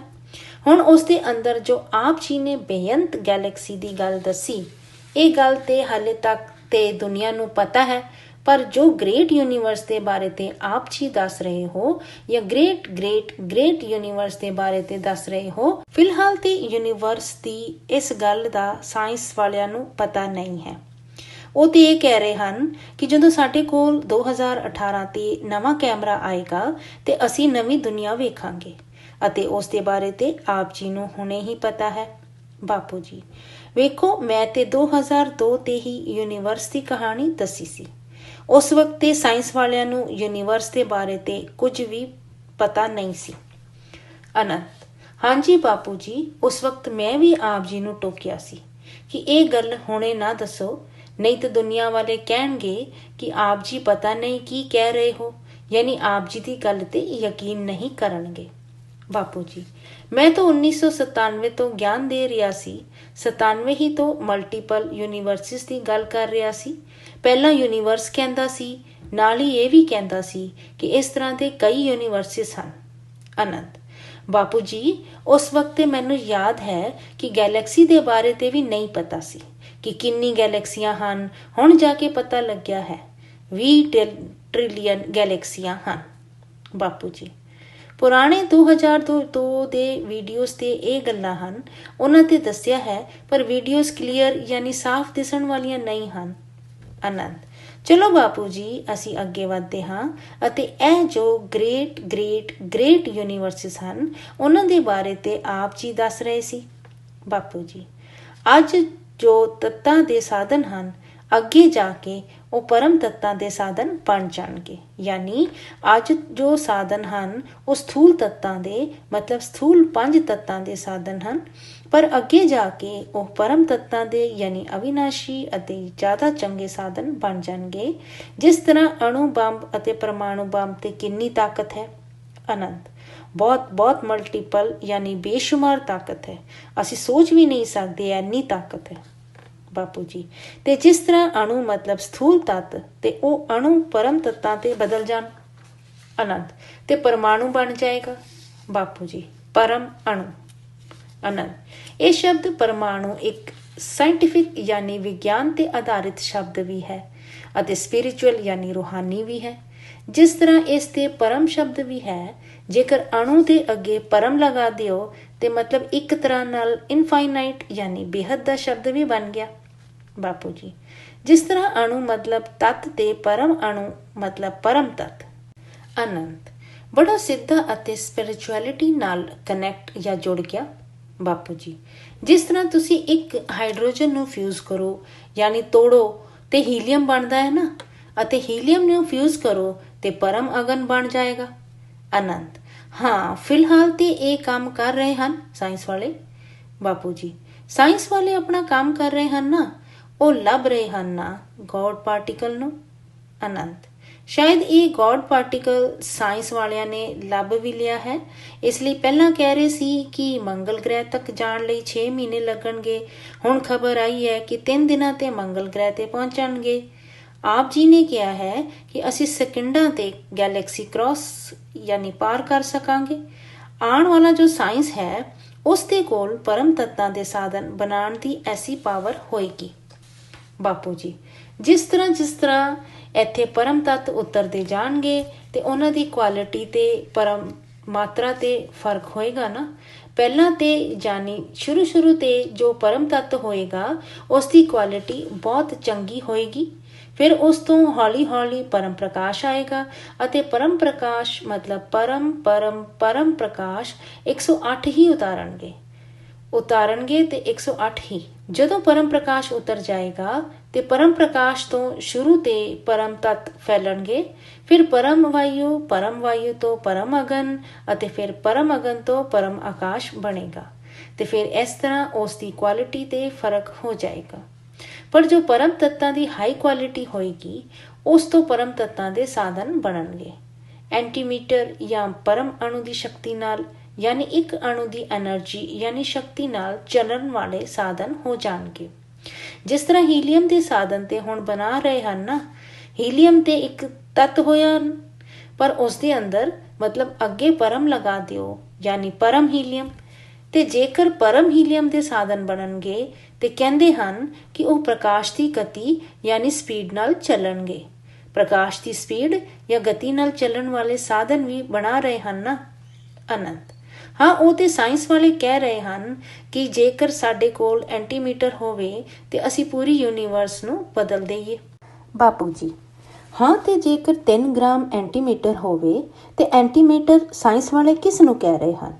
ਅਤੇ ਡਾਰਕ ਐਨਰਜੀ ਮਤਲਬ ਬਲੈਕ ਹੋਲ ਵੀ ਕਹਿ ਰਹੇ ਹਨ ਨਾ, ਕਿ ਜਿੱਥੇ ਸਪੇਸ ਤੇ ਯਾਨੀ ਅੰਤਰਿਕਸ਼ ਤੇ ਡਾਰਕ ਐਨਰਜੀ ਪਈ ਹੈ ਤੇ ਡਾਰਕ એનર્ਜੀ ਮਤਲਬ ਬਲੈਕ ਹੋਲ ਉਸ ਨੂੰ ਕਹਿ ਰਹੇ ਹਨ ਕਿ ਜਿਸ ਤਰ੍ਹਾਂ ਸਾਡੇ ਸੂਰਜ ਦੀ ਗ੍ਰੈਵਿਟੀ ਯਾਨੀ ਗੁਰੂਤਵਾਕਰਸ਼ਣ ਦੀ ਸ਼ਕਤੀ ਹੈ। ਗ੍ਰੈਵਿਟੀ ਮਤਲਬ એનર્ਜੀ ਹੈ ਨਾ, ਯਾਨੀ ਗ੍ਰੈਵਿਟੀ ਇੱਕ ਤਰ੍ਹਾਂ ਦੀ એનર્ਜੀ ਯਾਨੀ ਸ਼ਕਤੀ ਦਾ ਇੱਕ ਰੂਪ ਹੈ ਨਾ। ਅਨੰਤ: ਹਾਂਜੀ ਬਾਪੂ ਜੀ, ਬਿਲਕੁਲ ਠੀਕ ਕਹਿ ਰਹੇ ਹੋ। ਬਾਪੂ ਜੀ: ਇਸ ਤਰ੍ਹਾਂ ਗੈਲੈਕਸੀਆਂ ਦੇ ਮਾਲਿਕ ਹੁੰਦੇ ਹਨ ਮਹਾਸ਼ਿਵ, ਤੇ ਮਹਾਸ਼ਿਵ ਦੀ એનર્ਜੀ ਮਤਲਬ ਗ੍ਰੈਵਿਟੀ ਜਾ ਰਹੀ ਹੈ ਵਾਯੂਮੰਡਲ ਤੇ 1 ਲੱਖ ਪ੍ਰਕਾਸ਼ ਵਰਸ਼ ਤੱਕ, ਤੇ ਗ੍ਰੈਵਿਟੀ ਜਾਂ એનર્ਜੀ ਜੋ ਵਾਯੂਮੰਡਲ ਤੇ ਜਾ ਰਹੀ ਹੈ ਉसी એનર્ਜੀ ਦੇ ਅੰਦਰ ਜੋ ਮਹਾਸ਼ਿਵ ਯਾਨੀ ਗੈਲੈਕਸੀ ਦਾ ਮਾਲਿਕ ਪਰਮ ਪ੍ਰਕਾਸ਼ ਤੇ ਬੈਠਾ ਹੈ ਅਤੇ ਪਰਮ ਧਾਮ ਤੇ ਬੈਠਾ ਹੈ, ਮਤਲਬ ਪਰਮ ਧਾਮ ਤੇ ਬੈਠਾ ਹੈ ਮਹਾਸ਼ਿਵ, ਉਸ ਗ੍ਰੈਵਿਟੀ ਜਾਂ એનર્ਜੀ ਦੇ ਅੰਦਰ ਅੱਜ ਵੀ ਪਰਮ ਧਾਮ ਤੇ ਪਰਮ ਪ੍ਰਕਾਸ਼ ਦੀ ਬੋਡੀ ਜਾਂ ਸਰੀਰ ਤੇ ਹੈ, ਪਰ ਉਹਨੂੰ ਕੋਈ ਵੇਖ ਨਹੀਂ ਸਕਦਾ। ਅਨੰਤ: ਤੇ ਬਾਪੂ ਜੀ, ਇਸ ਬ੍ਰਹਮੰਡ ਦਾ ਮਾਲਿਕ ਜੋ ਸ਼ਿਵ ਹੈ ਉਸ ਨੂੰ ਪੂਰੀ ਦੁਨੀਆ ਮੰਨਦੀ ਹੈ, ਮਤਲਬ ਕਰੋੜਾਂ ਸਾਲਾਂ ਤੋਂ ਉਸ ਦੀ ਪੂਜਾ ਹੋ ਰਹੀ ਹੈ ਕਿ ਇਹ ਕੰਮ ਮਤਲਬ ਪਰਿਵਰਤਨ ਜਾਂ ਬਦਲਾਵ ਦਾ ਕੰਮ ਸ਼ਿਵ ਨਹੀਂ ਕਰ ਸਕਦਾ। ਬਾਪੂ ਜੀ: ਇਸ ਤਰ੍ਹਾਂ ਹੈ ਕਿ ਜਦੋਂ ਇਹ ਬੇਹੱਦ ਦੀ ਦੁਨੀਆ ਖਰਾਬ ਹੋ ਜਾਏ। ਅਨੰਤ: ਮਤਲਬ ਸਿਰਫ ਬ੍ਰਹਮੰਡ ਹੀ ਨਹੀਂ, ਮਹਾ ਬ੍ਰਹਮੰਡ, ਪਰਮ ਮਹਾਬ੍ਰਹਮੰਡ, ਫਿਰ ਇਹ ਗ੍ਰੇਟ ਮਲਟੀਵਰਸ ਯੂਨੀਵਰਸ ਜਿੰਨੇ ਵੀ ਹਨ ਸਭ ਖਰਾਬ ਹੋ ਜਾਣ, ਮਤਲਬ ਇੰਨਾ ਕੁਝ ਖਰਾਬ ਹੋ ਜਾਏ ਤੇ ਇਸ ਬ੍ਰਹਮੰਡ ਦਾ ਛੋਟਾ ਜਿਹਾ ਸ਼ਿਵ ਕੀ ਕਰੇਗਾ? ਆਪ ਜੀ ਦੇ ਕਹਿਣ ਦਾ ਮਤਲਬ ਇਹ ਹੈ ਕਿ ਬਾਪੂ ਜੀ ਵੇਖੋ, ਸ਼ਿਵ ਯਾਨੀ ਇੱਕ ਬ੍ਰਹਮੰਡ ਦਾ ਮਾਲਿਕ ਹੈ ਤੇ ਸ਼ਿਵ ਤੇ ਕਿੰਨੀ ਪਾਵਰ ਜਾਂ ਸ਼ਕਤੀ ਹੁੰਦੀ ਹੈ। ਸ਼ਿਵ ਇੱਕ ਬ੍ਰਹਮੰਡ ਚਲਾਉਂਦਾ ਹੈ। ਜਦੋਂ ਸ਼ਿਵ ਨਿਰਾਕਾਰ ਹੁੰਦਾ ਹੈ ਉਦੋਂ ਉਸ ਦੇ ਅੰਦਰ ਪਰਮ ਪ੍ਰਕਾਸ਼ ਹੁੰਦਾ ਹੈ। ਉਦੋਂ ਸੰਕਲਪਾਂ ਦੇ ਰਾਹੀਂ ਉਹ ਬ੍ਰਹਮਾ, ਵਿਸ਼ਨੂੰ, ਸ਼ੰਕਰ ਦੀ ਸਿਰਜਣਾ ਕਰਦਾ ਹੈ ਨਾ, ਜਿਸ ਤਰ੍ਹਾਂ ਪਹਿਲੇ ਪੁਰਾਣੇ ਵੀਡੀਓਜ਼ 'ਚ ਮੈਂ ਦੱਸਿਆ ਹੈ। ਜਦੋਂ ਸ਼ਿਵ ਬ੍ਰਹਮੰਡ ਦੀ ਸਿਰਜਣਾ ਕਰਦਾ ਹੈ ਤੇ ਹੌਲੀ ਹੌਲੀ ਉਸ ਸ਼ਿਵ ਦੀ એનર્ਜੀ ਤੋਂ ਉਸ ਦਾ ਬ੍ਰਹਮੰਡ ਚੱਲਦਾ ਹੈ ਨਾ। ਅਨੰਤ: ਠੀਕ ਹੈ, ਤੇ ਇਸ ਦਾ ਮਤਲਬ ਇਹ ਹੈ ਕਿ ਜਿੰਨੀ એનર્ਜੀ ਜਾਂ ਸ਼ਕਤੀ ਤੋਂ ਸਿਰਜਣਾ ਕੀਤੀ ਉਨਾ ਹੀ ਬਦਲਾਵ ਜਾਂ ਪਰਿਵਰਤਨ ਕਰੇਗਾ। ਬਾਪੂ ਜੀ: ਜਿਸ ਤਰ੍ਹਾਂ ਕਿ ਸਾਡੇ ਬ੍ਰਹਮੰਡ ਦੇ ਸ਼ਿਵ ਦੇ ਅੱਗੇ ਬ੍ਰਹਮੰਡ ਦੀ ਉਮਰ, ਮਤਲਬ ਸਾਡੇ ਬ੍ਰਹਮੰਡ ਨੂੰ ਸ਼ਿਵ ਨੇ ਬ੍ਰਹਮਾ ਦੀ ਉਮਰ ਦੇ 100 ਸਾਲ ਦੇ ਵਿੱਚੋਂ ਪਹਿਲੇ 50 ਸਾਲ ਤੇ ਬਣਾਇਆ ਸੀ। ਹੁਣ ਬ੍ਰਹਮਾ ਦੀ ਕੁੱਲ ਉਮਰ 100 ਸਾਲ ਵਿੱਚੋਂ 50 ਸਾਲ ਤੇ ਹੋ ਗਏ, ਮਤਲਬ ਇੱਕ ਪਰਾਦ ਤੇ ਪੂਰਾ ਹੋ ਗਿਆ। ਹੁਣ ਦੂਸਰੇ ਪਰਾਦ ਦਾ ਪਹਿਲਾ ਬ੍ਰਹਮਾ ਦਾ ਦਿਨ ਚੱਲ ਰਿਹਾ ਹੈ, ਉਸ ਦੇ ਵਿੱਚੋਂ ਵੀ 7ਵਾਂ ਮਨਵੰਤਰ ਅਤੇ 28ਵਾਂ ਯੁਗਾਂਤਰ ਜਾਂ ਕਲਯੁਗ ਚੱਲ ਰਿਹਾ ਹੈ। ਹੁਣ ਵਕਤ ਦੇ ਹਿਸਾਬ ਨਾਲ ਕਾਲ ਚੱਕਰ ਮਤਲਬ ਵਕਤ ਦਾ ਚੱਕਰ ਬਣਦਾ ਹੈ। ਹੁਣ ਕਾਲ ਚੱਕਰ ਜੋ ਘੁੰਮ ਰਿਹਾ ਹੈ ਉਸ ਦੇ ਹਿਸਾਬ ਨਾਲ ਮਹਾਸ਼ਿਵ ਦੀ ਇੱਕ ਪਲ ਜਾਂ ਘੜੀ ਦੇ ਬਰਾਬਰ ਬ੍ਰਹਮਾ ਦੇ 100 ਸਾਲ ਹੁੰਦੇ ਹਨ, ਤੇ ਮਹਾਸ਼ਿਵ ਦੀ ਹਰ ਇੱਕ ਘੜੀ ਤੇ ਬੇਅੰਤ ਬ੍ਰਹਮੰਡ ਬਣਦੇ ਅਤੇ ਖਤਮ ਹੁੰਦੇ ਹਨ। ਜਿਸ ਤਰ੍ਹਾਂ ਬ੍ਰਹਮਾ-ਮੁਰੀ ਤੇ ਇੱਕ ਦਿਨ ਹੁੰਦਾ ਹੈ ਤੇ ਧਰਤੀ ਤੇ 1000 ਚਤੁਰਯੁਗ ਯਾਨੀ 1004 ਯੁਗ ਹੁੰਦੇ ਹਨ, ਮਤਲਬ ਧਰਤੀ ਤੇ 4 ਅਰਬ 32 ਕਰੋੜ ਸਾਲ ਹੁੰਦੇ ਹਨ ਅਤੇ ਇੰਨੀਆਂ ਹੀ ਰਾਤਾਂ ਹੁੰਦੀਆਂ ਹਨ। ਜੇਕਰ ਬ੍ਰਹਮਾਪੁਰੀ ਤੇ ਇੱਕ ਦਿਨ ਰਾਤ ਰਹੋ ਤੇ ਧਰਤੀ ਤੇ 8 ਅਰਬ 64 ਕਰੋੜ ਸਾਲ ਹੋ ਜਾਂਦੇ ਹਨ। ਅੱਜ ਸਾਇੰਸ ਵਾਲੇ ਵੀ ਲੱਭ ਰਹੇ ਹਨ ਨਾ correlation between time, space and speed, ਯਾਨੀ ਸਮੇਂ, ਸਥਾਨ ਅਤੇ ਗਤੀ ਦਾ ਸੰਬੰਧ। ਇਸ ਕਰਕੇ ਇਸ ਬ੍ਰਹਮੰਡ ਨੂੰ ਬਦਲਣ ਲਈ ਵੀ ਅੱਜ ਇਸ ਬ੍ਰਹਮੰਡ ਦੇ ਸ਼ਿਵ ਦੇ ਅੰਦਰ ਇੰਨੀ ਵੀ ਪਾਵਰ ਨਹੀਂ ਹੈ ਕਿ ਉਹ ਬਦਲਾਅ ਕਰ ਸਕੇ। ਇਸੇ ਤਰ੍ਹਾਂ ਮਹਾਸ਼ਿਵ ਤੇ ਵੀ ਪਾਵਰ ਨਹੀਂ ਹੈ ਕਿ ਉਹ ਗੈਲੈਕਸੀ ਦਾ ਪਰਿਵਰਤਨ ਜਾਂ ਬਦਲਾਵ ਕਰ ਸਕੇ। ਪਹਿਲਾਂ ਤੇ ਜਦੋਂ ਮਹਾਸ਼ਿਵ ਦੇ ਅੰਦਰ ਪਾਵਰ ਖਤਮ ਹੋ ਜਾਏਗਾ ਉਦੋਂ ਮਹਾਸ਼ਿਵ ਮਹਾਕਾਲ ਬਣ ਕੇ ਅਨੰਤ ਕੋਟੀ ਬ੍ਰਹਮੰਡਾਂ ਨੂੰ ਯਾਨੀ ਬੇਅੰਤ ਤਰ੍ਹਾਂ ਦੇ ਬ੍ਰਹਮੰਡਾਂ ਨੂੰ ਆਪਣੇ ਰੋਮ ਰੋਮ ਤੇ ਸਮਾ ਲੈਂਦਾ ਹੈ। ਇਸ ਗੱਲ ਦਾ ਜ਼ਿਕਰ ਸ਼ਾਸਤਰਾਂ ਤੇ ਕੀਤਾ ਹੋਇਆ ਹੈ ਨਾ। ਅਨੰਤ: ਹਾਂਜੀ, ਇਸ ਪ੍ਰਕਿਰਿਆ ਨੂੰ ਇੱਕ ਮਹਾਕਾਲ ਪਰਲੇ ਦੱਸਿਆ ਗਿਆ ਹੈ।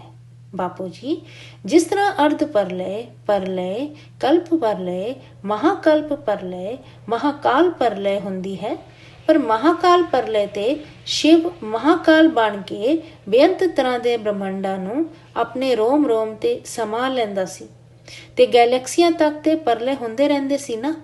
ਤੇ ਜਿੱਥੇ ਪਰਲੇ ਹੁੰਦੇ ਹਨ ਉਹ ਕੋਈ ਚੰਗੀ ਦੁਨੀਆ ਤੇ ਨਹੀਂ ਹੈ ਨਾ, ਆਤਮਾਵਾਂ ਜੰਮਣ ਮਰਨ ਦੇ ਚੱਕਰ ਤੇ ਆਣ, ਦੁਖੀ ਹੋ ਜਾਣ। ਜਿੱਥੇ ਖਰਬਾਂ ਮਲਟੀਵਰਸ ਬਣੇ ਹਨ ਸਭ ਠੀਕ ਹਨ, ਸਿਰਫ ਸਾਡਾ ਹੀ ਜੋ ਮਲਟੀਵਰਸ ਹੈ ਜਿਸ ਨੂੰ ਅਸੀਂ 100 ਕਲਾ ਦੀ ਦੁਨੀਆ ਕਹਿੰਦੇ ਹਾਂ, ਸਾਡੇ ਹੀ ਮਲਟੀਵਰਸ ਤੇ ਇਹ ਸਭ ਖਰਾਬੀ ਹੈ। ਅਤੇ ਸਾਰੀ ਖਰਾਬੀ ਕਿੱਥੇ ਹੈ? ਗੈਲੈਕਸੀਆਂ ਦੇ ਬ੍ਰਹਮੰਡਾਂ ਤੇ, ਜਿੱਥੇ ਸੋਲਰ ਸਿਸਟਮ ਯਾਨੀ ਇੱਕ ਬ੍ਰਹਮੰਡ ਹਨ। ਤੇ ਗੈਲੈਕਸੀ ਦੇ ਮਹਾਸ਼ਿਵ ਕੋਲ ਇੰਨੀ ਵੀ ਪਾਵਰ ਨਹੀਂ ਹੈ ਕਿ ਗੈਲੈਕਸੀ ਨੂੰ ਪਰਮ ਤੱਤਾਂ ਤੇ ਬਦਲਾਵ ਕਰ ਸਕੇ। ਇਸੇ ਤਰ੍ਹਾਂ ਯੂਨੀਵਰਸ ਦੇ ਸੈਂਟਰ ਪੁਆਇੰਟ ਯਾਨੀ ਵਿਚਕਾਰ ਤੇ ਪਰਮ ਮਹਾਸ਼ਿਵ ਰਹਿੰਦਾ ਹੈ, ਜਿਸ ਨੇ ਯੂਨੀਵਰਸ ਬਣਾਇਆ ਹੈ। ਉਸ ਵਿੱਚ ਵੀ ਪਾਵਰ ਨਹੀਂ ਹੈ, ਇੰਨੀ ਵੀ ਨਹੀਂ ਹੈ ਕਿ ਪੂਰੇ ਯੂਨੀਵਰਸ ਨੂੰ ਬਦਲ ਦੇਵੇ। ਖਰਾਬੀ ਹੀ ਖਰਾਬੀ ਹੈ ਅਤੇ ਸਾਰੀ ਸ਼ਕਤੀ ਖਤਮ ਹੁੰਦੀ ਜਾ ਰਹੀ ਹੈ ਨਾ। ਤੇ ਇਸੇ ਤਰ੍ਹਾਂ ਮੈਂ ਦੱਸਿਆ ਸੀ ਨਾ ਕਿ ਖਰਬਾਂ ਯੂਨੀਵਰਸ ਬਣ ਕੇ ਇੱਕ ਗ੍ਰੇਟ ਯੂਨੀਵਰਸ ਬਣਦਾ ਹੈ ਤੇ ਗ੍ਰੇਟ ਯੂਨੀਵਰਸ ਦੇ ਮਾਲਿਕ ਨੂੰ ਅਸੀਂ ਪਰਮ ਮਹਾਸ਼ਿਵ ਕਵਾਂਗੇ। ਪਰ ਹੁਣ ਉਸ ਦੇ ਅੰਦਰ ਵੀ ਪਾਵਰ ਨਹੀਂ ਹੈ ਕਿ ਉਹ ਮਲਟੀਪਲ ਯਾਨੀ ਅਨੇਕਾਂ ਤਰ੍ਹਾਂ ਦੇ ਯੂਨੀਵਰਸਾਂ ਨੂੰ ਬਦਲ ਦੇ। ਤੇ ਇਸੇ ਤਰ੍ਹਾਂ ਅੱਗੇ ਗ੍ਰੇਟ ਯੂਨੀਵਰਸ ਹੁੰਦੇ ਹਨ, ਜਿਨ੍ਹਾਂ ਨੂੰ ਸਾਇੰਸ ਵਾਲੇ ਮਲਟੀਵਰਸ ਕਹਿੰਦੇ ਹਨ। ਤੇ ਅੱਗੇ ਜਾ ਕੇ ਪੂਰੇ ਮਲਟੀਵਰਸ ਤੇ ਹੀ ਖਰਾਬੀ ਹੋ ਗਈ ਹੈ, ਕਿਉਂਕਿ ਅਸਲੀ ਮਲਟੀਵਰਸ ਜੋ ਸੀ ਉਹ 100 ਕਲਾ ਦਾ ਬ੍ਰਹਮੰਡ ਸੀ, ਕਿਉਂਕਿ ਉਸ ਨੂੰ 100 ਕਲਾ ਵਾਲੇ ਮਾਲਿਕ ਨੇ ਬਣਾਇਆ ਸੀ। ਸਾਡਾ ਜੋ ਬ੍ਰਹਮੰਡ ਹੈ 100 ਕਲਾ ਦਾ ਸੀ। ਇਸ 100 ਕਲਾ ਦੇ ਬ੍ਰਹਮੰਡਾਂ 'ਚ ਬੇਹਿਸਾਬ ਗ੍ਰੇਟ ਯੂਨੀਵਰਸ ਸਨ।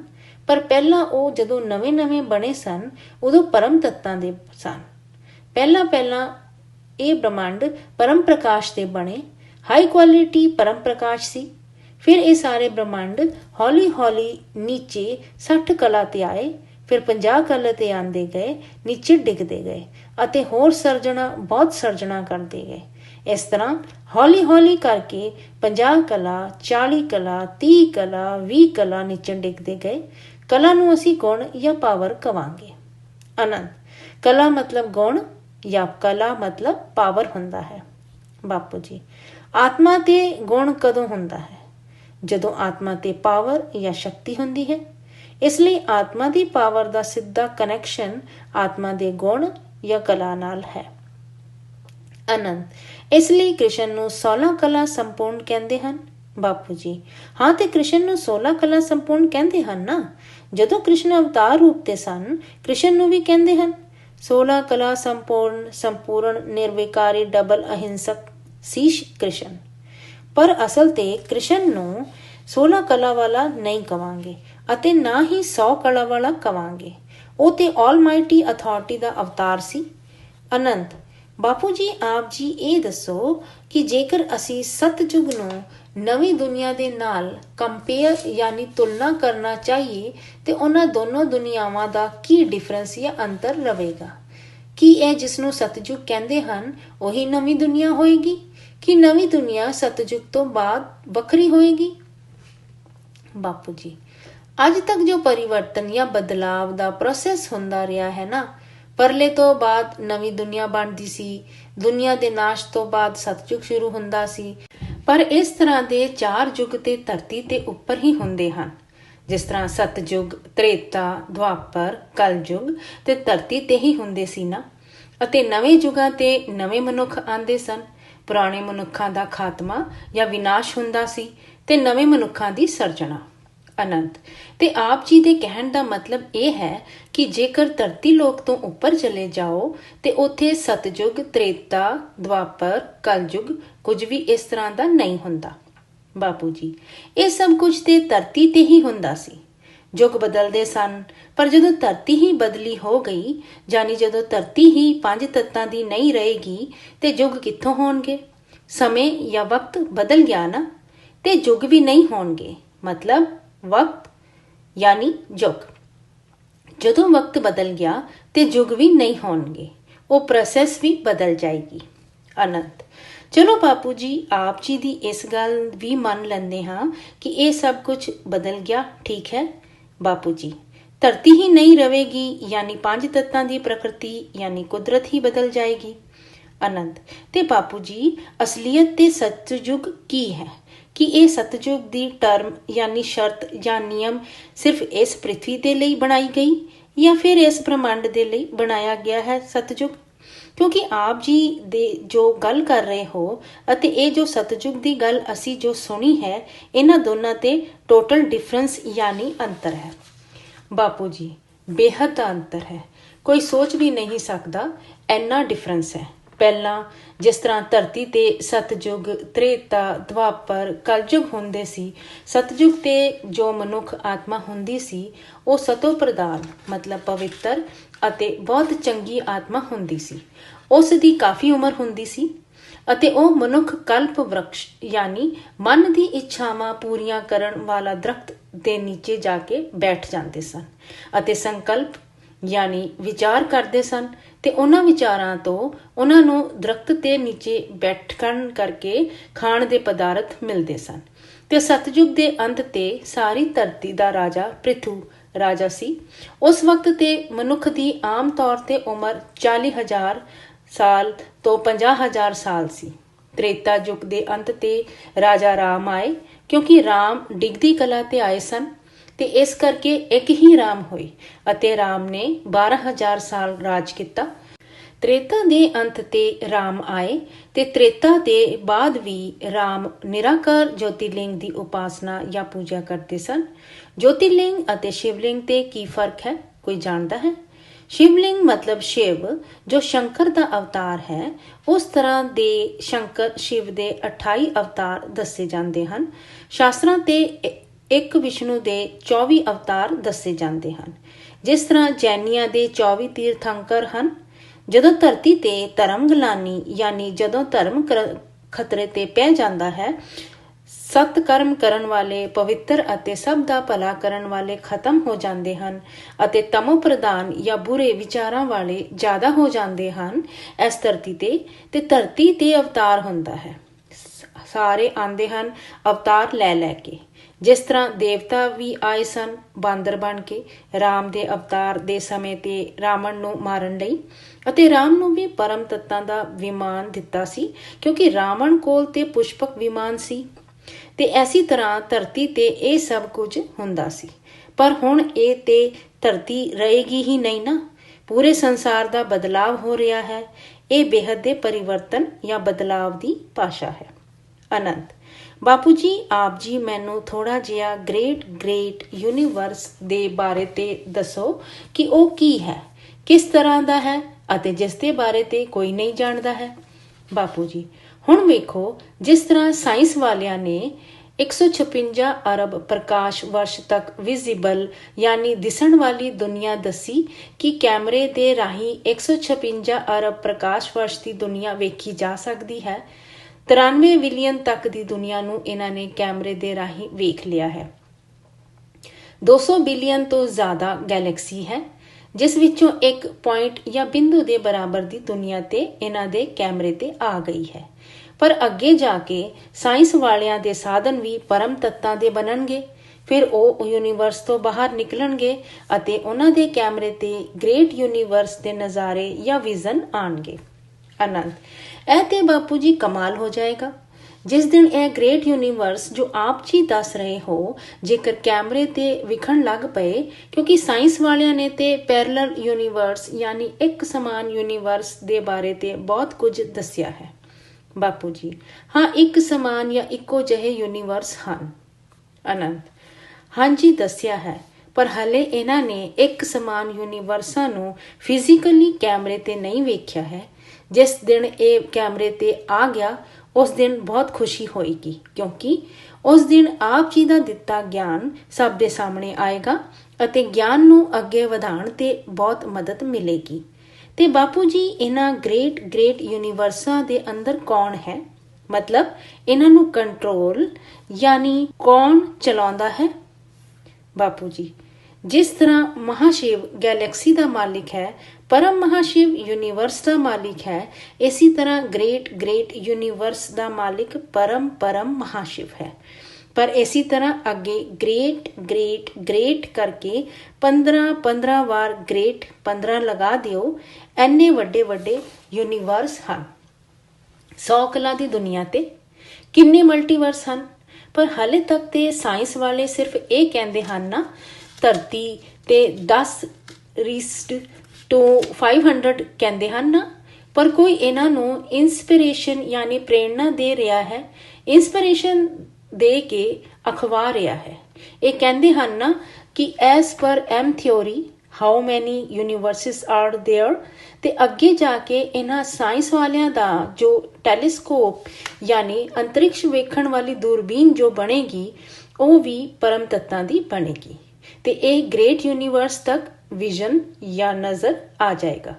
ਗ੍ਰੇਟ ਯੂਨੀਵਰਸ ਤੱਕ ਦਾ ਵਿਜ਼ਨ ਵੀ ਨਜ਼ਰ ਆ ਜਾਏਗਾ। ਫਿਰ ਆਤਮਾਵਾਂ ਕੋਲ ਵੀ ਦੇਵ ਦ੍ਰਿਸ਼ਟੀ ਹੋਏਗੀ ਨਾ। ਮਨੁੱਖ ਆਤਮਾਵਾਂ ਕੋਲ ਦੇਵ ਦ੍ਰਿਸ਼ਟੀ ਨਹੀਂ ਹੈ, ਤੇ ਆਤਮਾਵਾਂ ਤੇ ਇੰਨੀ ਪਾਵਰ ਆਏਗੀ, ਆਤਮਾ ਵੀ ਪਰਮ ਪ੍ਰਕਾਸ਼ ਦੀ ਹੋ ਜਾਏਗੀ ਨਾ, ਅਤੇ ਆਤਮਾ ਵੀ ਪਾਵਰ ਜਾਂ ਸ਼ਕਤੀ ਇੰਨੀ ਵੱਧ ਜਾਏਗੀ ਕਿ ਜਿਸ ਤਰ੍ਹਾਂ ਇਸ ਬ੍ਰਹਮੰਡ ਤੇ ਜੋ ਰਹਿਣ ਵਾਲੇ ਮਨੁੱਖ ਹੋਣਗੇ ਉਹ ਇੱਥੋਂ ਹੀ ਸਾਰੇ ਟੋਟਲ ਬ੍ਰਹਮੰਡ ਨੂੰ ਵੇਖ ਸਕਣਗੇ। ਇਹਨਾਂ ਆਤਮਾਵਾਂ ਦੀ ਜੋ ਦੇਵ ਦ੍ਰਿਸ਼ਟੀ ਆਏਗੀ ਉਹ ਆਪਣੀ ਦੇਵ ਦ੍ਰਿਸ਼ਟੀ ਦੇ ਰਾਹੀਂ ਸਿਰਫ ਇੱਕ ਪ੍ਰਕਾਸ਼ ਵਰਸ਼ ਤੱਕ ਵੇਖ ਸਕਣਗੇ, ਕਿਉਂਕਿ ਉਹ ਐਸ ਯਾਨੀ ਇੱਕ ਪ੍ਰਕਾਸ਼ ਵਰਸ਼ ਦੇ ਬ੍ਰਹਮੰਡ ਤੇ ਰਹਿੰਦੇ ਹਨ। ਗੈਲੈਕਸੀਆਂ ਵਾਲਿਆਂ ਦੀ ਯਾਨੀ ਮਹਾਸ਼ਿਵ ਦੀ ਕੈਟਾਗਰੀ ਜਾਂ ਸ਼੍ਰੇਣੀ ਵਾਲੀ ਆਤਮਾਵਾਂ ਦੀ ਦੇਵ ਦ੍ਰਿਸ਼ਟੀ ਇੱਕ ਗੈਲੈਕਸੀ ਤੱਕ ਜਾਏਗੀ। ਇਸੇ ਤਰ੍ਹਾਂ ਗ੍ਰੇਟ ਯੂਨੀਵਰਸ ਤੇ ਰਹਿਣ ਵਾਲਿਆਂ ਦੀ ਗ੍ਰੇਟ ਯੂਨੀਵਰਸ ਤੱਕ ਦੀ ਦੇਵ ਦ੍ਰਿਸ਼ਟੀ ਆਏਗੀ, ਅਤੇ ਜੋ ਹਾਈ ਕੁਆਲਿਟੀ ਯਾਨੀ ਉੱਚੇ ਗੁਣਾਂ ਵਾਲੀਆਂ ਆਤਮਾਵਾਂ ਦੀ ਦੇਵ ਦ੍ਰਿਸ਼ਟੀ ਤੇ ਪੂਰੇ ਗ੍ਰੇਟ ਯੂਨੀਵਰਸਿਸ ਤੱਕ ਦੀ ਆਏਗੀ। ਦੇਵ ਦ੍ਰਿਸ਼ਟੀ ਦਾ ਮਤਲਬ ਪਰਮ ਪ੍ਰਕਾਸ਼ ਦੀ ਦ੍ਰਿਸ਼ਟੀ ਜਾਂ ਨਜ਼ਰ ਆਏਗੀ। ਉਹਨਾਂ ਆਤਮਾਵਾਂ ਤੇ ਪਾਵਰ ਆਏਗੀ। ਤੀਸਰਾ ਨੇਤਰ ਮਤਲਬ ਆਤਮਾ ਯਾਨੀ ਆਤਮਾ ਤੇ ਪਰਮ ਪ੍ਰਕਾਸ਼ ਦੀ ਦੇਵ ਦ੍ਰਿਸ਼ਟੀ ਯਾਨੀ ਪਰਮ ਪ੍ਰਕਾਸ਼ ਦੀ ਸ਼ਕਤੀ ਆਏਗੀ। ਜਿਸ ਤਰ੍ਹਾਂ ਸ਼ੰਕਰ ਨੂੰ ਜਦੋਂ ਦਿਖਾਉਂਦੇ ਹਨ ਤੀਸਰੇ ਨੇਤਰ ਜਾਂ ਅੱਖ ਦੇ ਨਾਲ, ਮਤਲਬ ਸ਼ੰਕਰ ਦੀ ਆਤਮਾ ਦੀ ਸ਼ਕਤੀ ਦੇ ਨਾਲ, ਤੇ ਆਤਮਾ ਤੇ ਇੰਨੀ ਜ਼ਿਆਦਾ ਸ਼ਕਤੀ ਹੋਏਗੀ ਕਿ 100 ਕਲਾ ਦਾ ਮਲਟੀਵਰਸ ਉਹ ਵੇਖ ਸਕਣਗੇ। ਫਿਰ ਜਦੋਂ ਉਹਨਾਂ ਦੇ ਕੋਲ ਹਾਈ ਕੁਆਲਿਟੀ ਪਾਵਰ ਆਏਗੀ ਤੇ ਅੱਗੇ ਹੋਰ ਵੀ ਮਲਟੀਵਰਸ ਵੇਖਣਗੇ।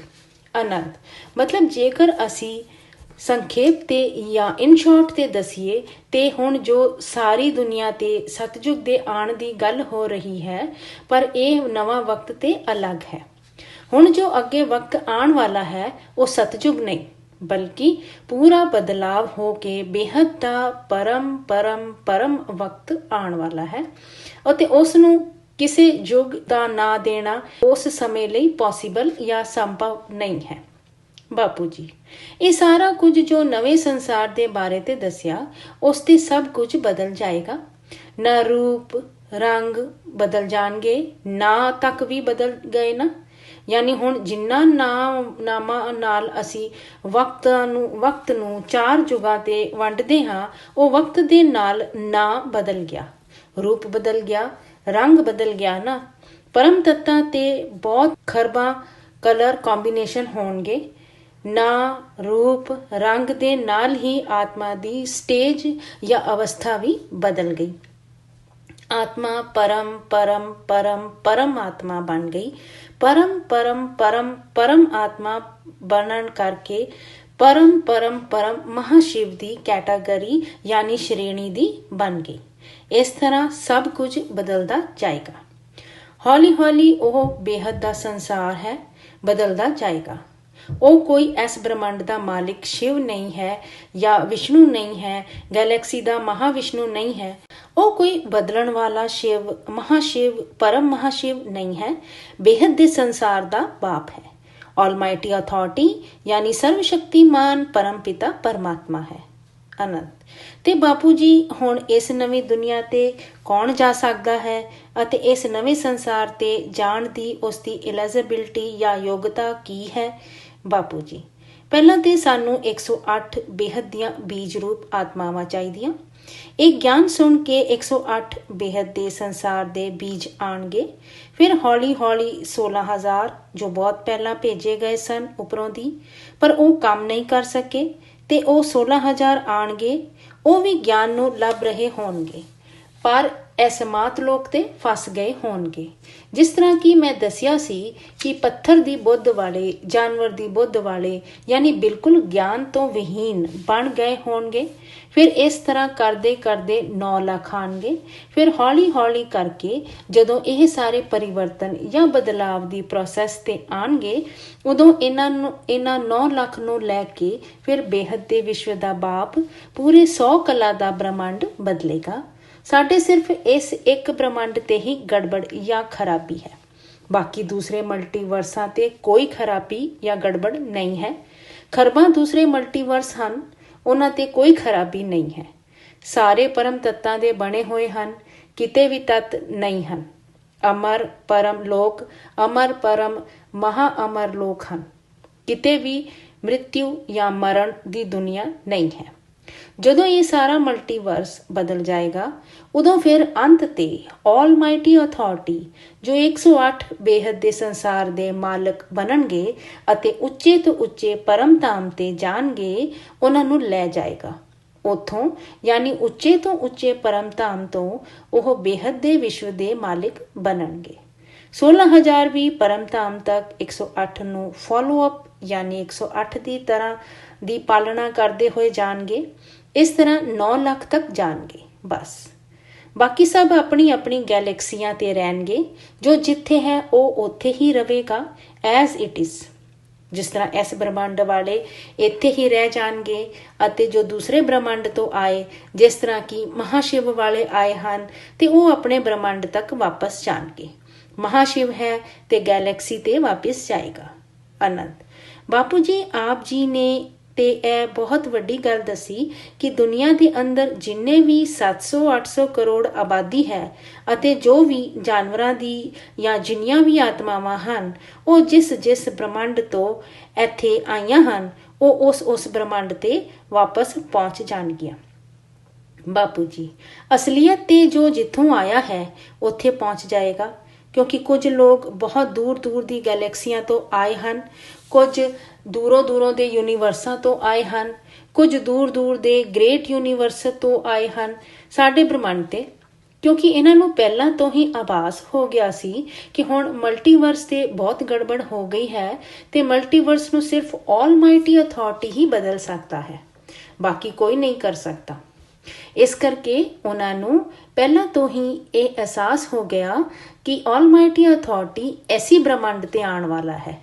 ਮੈਸੇਂਜਰਾਂ ਯਾਨੀ ਸੁਨੇਹਾ ਦੇਣ ਵਾਲਿਆਂ ਨੇ ਵੀ ਆ ਕੇ ਦੱਸਿਆ ਸੀ ਕਿ ਕਿਆਮਤ ਦੇ ਦਿਨ ਤੇ ਖੁਦਾ ਤਾਲਾ ਯਾਨੀ ਪਰਮਾਤਮਾ ਖੁਦ ਪ੍ਰਕਾਸ਼ ਸਰੂਪ ਤੇ ਧਰਤੀ ਤੇ ਆ ਕੇ ਕਬਰ ਤੋਂ ਚੁੱਕ ਕੇ ਲੈ ਜਾਏਗਾ ਤੇ ਬਹੁਤ ਦੂਰ ਦੂਰ ਦੇ ਯੂਨੀਵਰਸਾਂ ਵਾਲੇ ਇੱਥੇ ਸਾਡੇ ਬ੍ਰਹਮੰਡ ਤੇ ਆਏ ਤੇ ਸਭ ਆਪਣੇ ਆਪਣੇ ਸੰਸਾਰ ਤੋਂ ਆਏ ਹਨ, ਉੱਥੇ ਵਾਪਿਸ ਚਲੇ ਜਾਣਗੇ। ਇੱਥੇ ਦੇ ਯੂਨੀਵਰਸ ਵਾਲੇ ਐਸੀ ਬ੍ਰਹਮੰਡ ਤੇ ਐਸੀ ਯੂਨੀਵਰਸ ਤੇ ਰਹਿਣਗੇ ਐਜ਼ ਇਟ ਇਜ਼।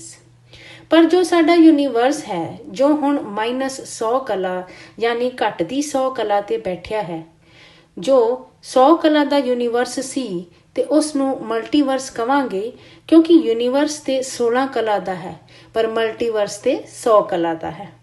ਇਸੇ ਤਰ੍ਹਾਂ ਅੱਗੇ ਜਾ ਕੇ ਦੱਸਾਂਗੇ ਕਿ ਪੂਰਾ ਮਲਟੀਵਰਸ ਕਿਸ ਤਰ੍ਹਾਂ ਬਣਿਆ। ਬਾਅਦ 'ਚ ਉਹ ਵੀਡੀਓ ਵੀ ਕਦੀ ਬਣਾ ਕੇ ਪਾਵਾਂਗੇ, ਪੂਰਾ ਮਲਟੀਵਰਸ ਕਿਸ ਤਰ੍ਹਾਂ ਬਣਿਆ।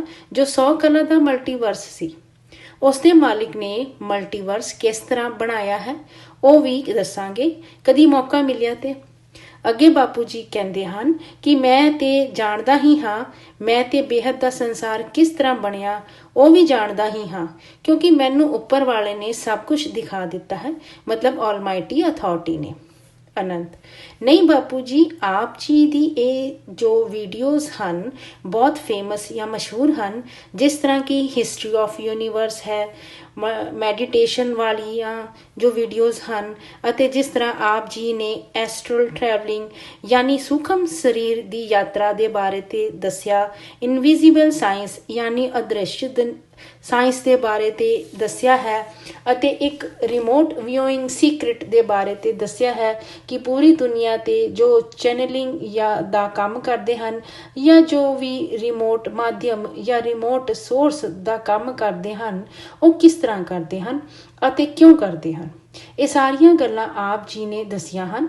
ਇਹ ਸਾਰੀਆਂ ਐਕਸਟਰਾ ਆਰਡੀਨਰੀ ਜਾਂ ਅਸਾਧਾਰਨ ਆਮ ਗੱਲਾਂ ਨਹੀਂ ਹਨ, ਬਹੁਤ ਖਾਸ ਅਤੇ ਵਿਸ਼ੇਸ਼ ਗੱਲਾਂ ਹਨ ਜੋ ਦੁਨੀਆ ਤੇ ਅੱਜ ਕੋਈ ਵੀ ਨਹੀਂ ਜਾਣਦਾ। ਬਾਪੂ ਜੀ, ਅਸੀਂ ਅੱਗੇ ਵੀ ਇਸ ਤਰ੍ਹਾਂ ਦਾ ਇੱਕ ਹੋਰ ਐਪੀਸੋਡ ਬਣਾਵਾਂਗੇ ਜਿਸ ਦੇ ਅੰਦਰ ਹੋਰ ਡਿਟੇਲ ਜਾਂ ਵੇਰਵੇ ਨਾਲ ਅੱਗੇ ਵਧਾਂਗੇ। ਬਾਪੂ ਜੀ, ਆਪ ਜੀ ਦਾ ਬਹੁਤ ਬਹੁਤ ਧੰਨਵਾਦ। ਪਰਮ ਮਹਾਂ ਸ਼ਾਂਤੀ।